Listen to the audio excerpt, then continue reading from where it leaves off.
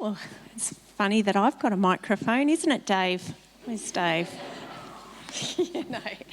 As most of you know, Dave and I spent 9 years in the UK, and when we returned back to Australia, someone asked me why they thought God had sent us there for so long, and it didn't actually take me too long to realise that one of the biggest lessons that I learnt was about forgiveness, and so that's what I'm talking about tonight, is forgiveness.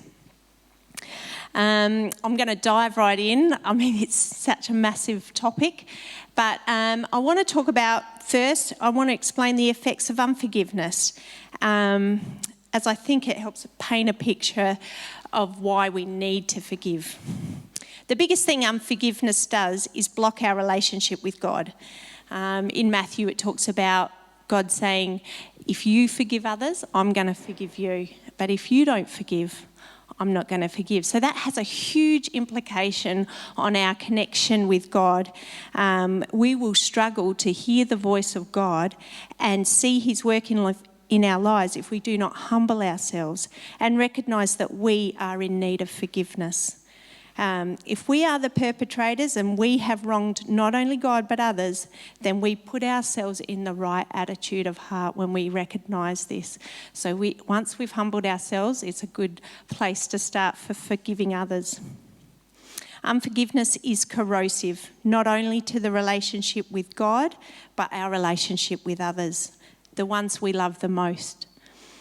If we hold on to unforgiveness, bitterness takes root in our hearts and it will harden our hearts, and those we love will either follow and do the same as we're doing, or we'll alienate them from our lives. Whilst we're in the UK, there were some events that were extremely painful for us, and I knew that at one point that unforgiveness was taking control, and I could feel my heart hardening. So here are some of the things I did to help me forgive, and I hope they'll help you too. Forgiveness, number one, is forgiveness is a choice.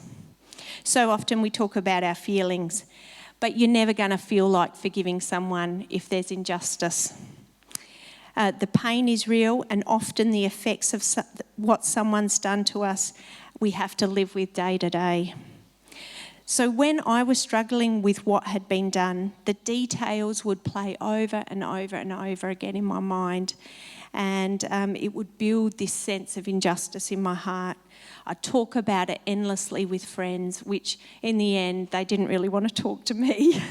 I'd think about it at night. It would give me insomnia, and I'd pray and it became the thing I'd pray about, God, could you do something?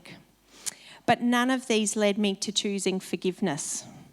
So it wasn't until a good friend said to me, you need to choose to forgive, that I did make that decision. And so, first thing you need to do if you are struggling with something is choose to forgive. The second thing I needed to do, and once I'd chosen to forgive, I had to say it out loud. So when the things was going over and over and over in my mind, I would stop and out loud say, no, I am choosing to forgive, and I'm leaving the justice to God. Initially, I'd say it, the first day I did it, I probably said it 100 times. It's amazing how when we are struggling with something that's been done to us, it can play on our mind so much. But there are only two choices, unforgiveness or forgiveness. And if you are choosing that path, then you have to say, no, I'm not thinking about this at the moment. I'm going to choose forgiveness. Leaving justice to God. But as time went on, gradually, bit by bit, I stopped thinking about it. Weeks went by and I didn't have to say it out loud.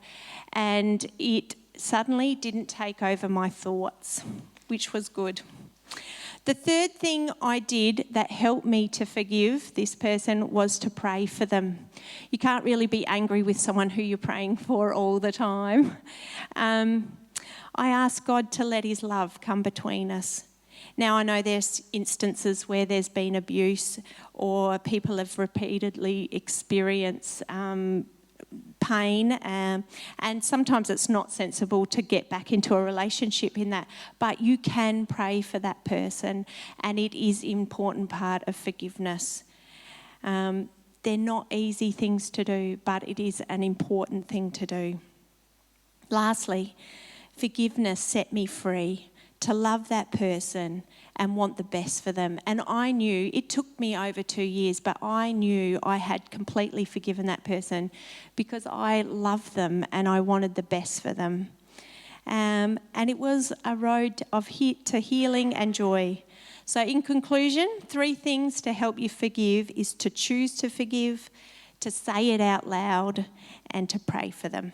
And I can guarantee it will set you free from bondage. Okay?